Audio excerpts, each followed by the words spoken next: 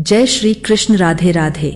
आज की वीडियो में आपको सुनाने जा रही हूँ इंदिरा एकादशी का महत्व और कथा प्रारंभ करने से पूर्व इस व्रत के महत्व को जान लेते हैं। इस दिन भगवान विष्णु की पूजा और व्रत करने के साथ ही जरूरतमंद लोगों को दान दिया जाता है।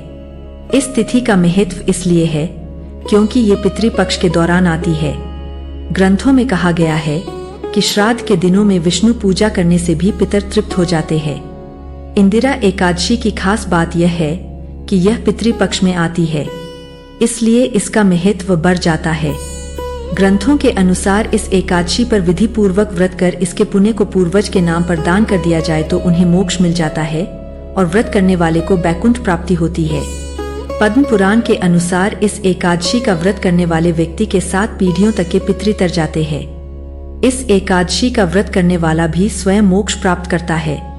इंदिरा एकादशी का व्रत करने और भगवान विष्णु की विधिवत पूजा करने से वैकुंठ धाम की प्राप्ति होती है। पुराणों में बताया गया है कि जितना पुण्य कन्यादान, हजारों वर्षों की तपस्या और उससे अधिक पुण्य एकमात्र इंदिरा एकादशी व्रत करने से मिल जाता है। अश्विन महीने की एकादशी पर घी, दूध, दही और अन्न दान करने का विधान ग्रंथों में बताया गया है। इस तिथि पर जरूरतमंद लोगों को खाना खिलाया जाता है। ऐसा करने से पितर संतुष्ट होते हैं। इन चीजों का दान करने से सुख और समृद्धि बढ़ती है, धन लाभ होता है और सेहत अच्छी रहती है। आइए कथा प्रारंभ करते हैं। धर्मराज युधिष्ठिर कहने लगे कि हे भगवान, आश्विन कृष्ण एकादशी का क्या नाम है? इसकी विधि तथा फल क्या है? सो कृपा करके कहिए। भगवान श्री कृष्ण कहने लगे कि इस एकादशी का नाम इंदिरा एकादशी है। यह एकादशी पापों को नष्ट करने वाली तथा पितरों को अधोगति से मुक्ति देने वाली होती है। हे राजन, ध्यान पूर्वक इसकी कथा सुनो। इसके सुनने मात्र से ही वायपेय यज्ञ का फल मिलता है। प्राचीन काल में सतयुग के समय में महिष्मती नाम की एक नगरी में इंद्रसेन नाम का एक प्रतापी राजा धर्म पूर्वक अपनी प्रजा का पालन करते हुए शासन करता था। वह राजा पुत्र, पौत्र और धन आदि से संपन्न और विष्णु का परम भक्त था। एक दिन जब राजा सुखपूर्वक अपनी सभा में बैठा था तो आकाश मार्ग से महर्षि नारद उतरकर उसकी सभा में आए।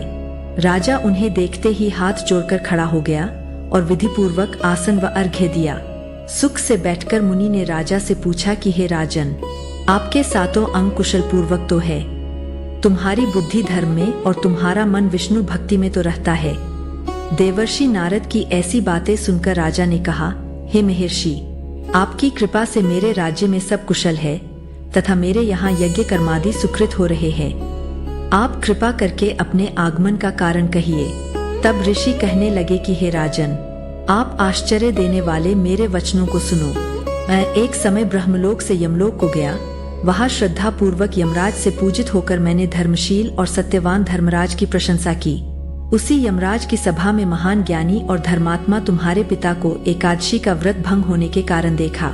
उन्होंने संदेशा दिया, सो मैं तुम्हें कहता हूँ। उन्होंने कहा कि पूर्व जन्म में कोई विघ्न हो जाने के कारण यमराज के निकट रह रहा हूँ। सो हे पुत्र, यदि तुम आश्विन कृष्णा इंदिरा एकादशी का व्रत मेरे निमित्त करो तो मुझे स्वर्ग की प्राप्ति हो सकती है।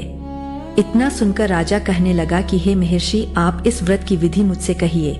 नारद जी कहने लगे, आश्विन माह की कृष्ण पक्ष की दशमी के दिन प्रातः काल श्रद्धा पूर्वक स्नानादि से निवृत्त होकर पुनः दोपहर को नदी आदि में जाकर स्नान करें।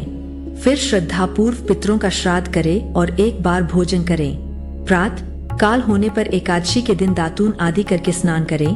फिर व्रत के नियमों को भक्ति पूर्वक ग्रहण करता हुआ प्रतिज्ञा करें कि मैं आज संपूर्ण भोगों को त्याग कर निराहार एकादशी का व्रत करूंगा। हे अच्युत, हे पुंडरीकाक्ष, मैं आपकी शरण हूँ, आप मेरी रक्षा कीजिए। इस प्रकार नियम पूर्वक शालिग्राम की मूर्ति के आगे विधि पूर्वक श्राद्ध करके योग्य ब्राह्मणों को फलाहार का भोजन कराए और दक्षिणा दें। पितरों के श्राद्ध से जो बच जाए उसको सूंधकर गौ को दें तथा धूप, दीप, गंध, पुष्प, नैवेद्य आदि सब सामग्री से ऋषिकेश भगवान का पूजन करें। रात में भगवान के निकट जागरण करें। इसके पश्चात द्वादशी के दिन प्रातः काल होने पर भगवान का पूजन करके ब्राह्मणों को भोजन कराए। भाई बंधुओं, स्त्री और पुत्र सहित आप भी मौन होकर भोजन करें। नारद जी कहने लगे कि हे राजन, इस विधि से यदि तुम आलस्य रहित होकर इस एकादशी का व्रत करोगे तो तुम्हारे पिता अवश्य ही स्वर्गलोक को जाएंगे। इतना कहकर नारद जी अंतर्ध्यान हो गए। नारद जी के कथनानुसार राजा द्वारा अपने बांधवों तथा दासों सहित व्रत करने से आकाश से पुष्प वर्षा हुई और उस राजा का पिता गरुड़ पर चढ़कर विष्णुलोक को गया। राजा इंद्रसेन भी एकादशी के व्रत के प्रभाव से निष्कंटक राज्य करके अंत में अपने पुत्र को सिंहासन पर बैठाकर स्वर्गलोक को गया। हे युधिष्ठिर, यह इंदिरा एकादशी के व्रत का महात्म्य मैंने तुमसे कहा। इसके पढ़ने और सुनने से मनुष्य सब पापों से छूट जाते हैं और सब प्रकार के भोगों को भोगकर बैकुंठ को प्राप्त होते हैं। जय लक्ष्मी नारायण की। अगर आपको वीडियो पसंद आए तो लाइक करें और चैनल को सब्सक्राइब अवश्य करें। धन्यवाद।